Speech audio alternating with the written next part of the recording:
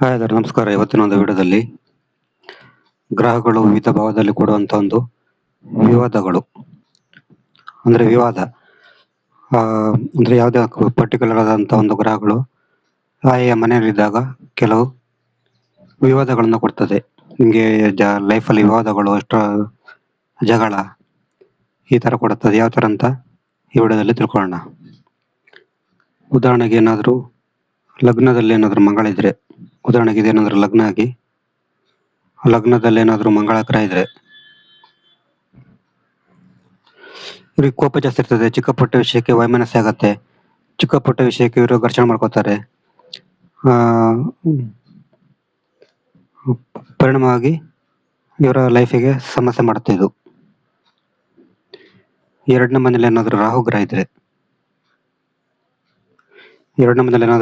ಇದ್ರೆ ಇದು ಮಾತಿನ ಮೂಲಕ ವಿವಾದ ಕೊಡಬಹುದು. ಇವರ ಮಾತಿನ ಮೂಲಕನೇ ಇವರಿಗೆ ವಿವಾದತೆ ಆಗ್ಬಹುದು, ಅಂದ್ರೆ ಜಗಳ ಮಾಡ್ಲಿಕ್ಕೆ ಸ್ಟಾರ್ಟ್ ಆಗೋ ಕಾರಣ ಆಗ್ಬಹುದು.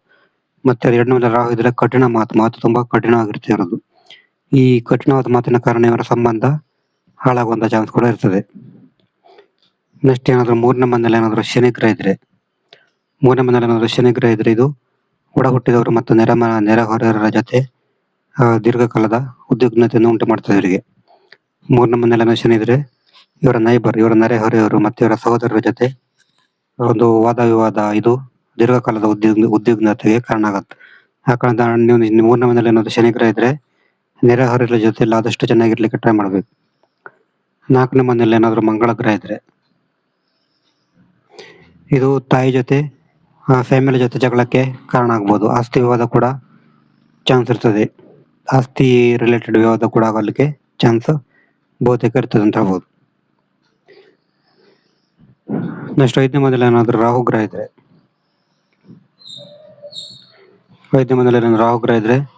ಲವ್ ಅಲ್ಲಿ ಫೇಲರ್ ಆಗ್ತದೆ. ಲವ್ ಅಲ್ಲಿ ಅಸಫಲತೆ ಆಗ್ತದೆ. ಪ್ರೇಮದಲ್ಲಿ ಕನ್ಫ್ಯೂಷನ್ ಇರ್ತದೆ ಇವರಿಗೆ. ಮತ್ತೆ ತಪ್ಪು ತಿಳುವಳಿಕೆ ಕಾರಣ ವಾದ ವಿವಾದ ಆಗ್ಬೋದು. ಆರನೇ ಮನೇಲಿ ಏನಾದ್ರು ಮಂಗಳ ಗ್ರಹ ಇದ್ರೆ ನ್ಯಾಯಾಲಯದ ಪ್ರಕರಣ, ಕೋರ್ಟ್ ಕೇಸ್ ಪ್ರಕರಣದಲ್ಲಿ ಇವರಿಗೆ ಸಮಸ್ಯೆ ಆಗ್ಬೋದು. ಶತ್ರು ಸಂಬಂಧಿತ ವಿವಾದ ಆಗ್ಬೋದು ಇವರಿಗೆ. ಶತ್ರು ಸಂಬಂಧಿತ ವಿವಾದ, ಸಹೋದ್ಯೋಗಿಗಳ ಸಂಬಂಧಿತ ವಿವಾದ ಆಗುವಂತ ಚಾನ್ಸ್ ಇರ್ತದೆ. ನೆಕ್ಸ್ಟ್ ಏಳನೇ ಮನೇಲಿ ಏನಾದ್ರು ಕೇತು ಗ್ರಹ ಇದ್ರೆ ಇವರಿಗೆ ಹಸ್ಬೆಂಡ್ ಅಥವಾ ವೈಫ್ ಕಡೆಯಿಂದ ಅನಗತ್ಯ ಜಗಳ ಆಗ್ಬೋದು. ಹಸ್ಬೆಂಡ್ ಅಥವಾ ವೈಫ್ ಜೊತೆ ಅನಗತ್ಯ ವಾದ ವಿವಾದ ಆಗ್ಬೋದು.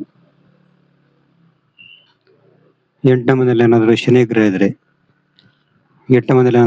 ಇದ್ರೆ ಹಳೆಯ ಜಗಳಗಳು ಇವರಿಗೆ ಸಮಸ್ಯೆ ಕೊಡ್ಬೋದು. ಮತ್ತೆ ಏಕಾಂತತೆ ಫೀಲ್ ಆಗ್ಬೋದು ಜಾಸ್ತಿ. ಆಮೇಲೆ ಒಂಬತ್ತನೇ ಮನೇಲಿ ಏನಾದ್ರು ರಾಹು ಗ್ರಹ ಇದ್ರೆ ಇವರಿಗೆ ತಂದೆ ಗುರು ಜೊತೆ ಮತ್ತೆ ನಂಬಿಕೆಗಳ ಜೊತೆ ಘರ್ಷಣೆ ಆಗ್ಬೋದು. ತಂದೆ ಜೊತೆ ವಾದ ವಿವಾದ ಆಗ್ಬೋದು, ಗುರುಗಳ ಜೊತೆ ವಾದ ವಿವಾದ ಆಗ್ಬೋದು, ಮತ್ತೆ ತಮ್ಮ ನಂಬಿಕೆ ಮೇಲೆ ಘರ್ಷಣೆ ಆಗ್ಬೋದು. ಹತ್ತನೇ ಮನೇಲಿ ಏನಾದ್ರು ಸೂರ್ಯ ಗ್ರಹ ಇದ್ರೆ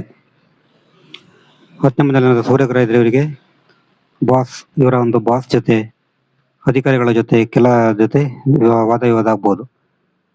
ಮತ್ತೆ ಈಗೋ ಜಾಸ್ತಿ ಇರ್ತದೆ. ಈಗೋ ಜಾಸ್ತಿ ಇರೋ ಕಾರಣ ವಾದ ವಿವಾದ ಆಗಲಿಕ್ಕೆ ಚಾನ್ಸ್ ಇರ್ತದೆ.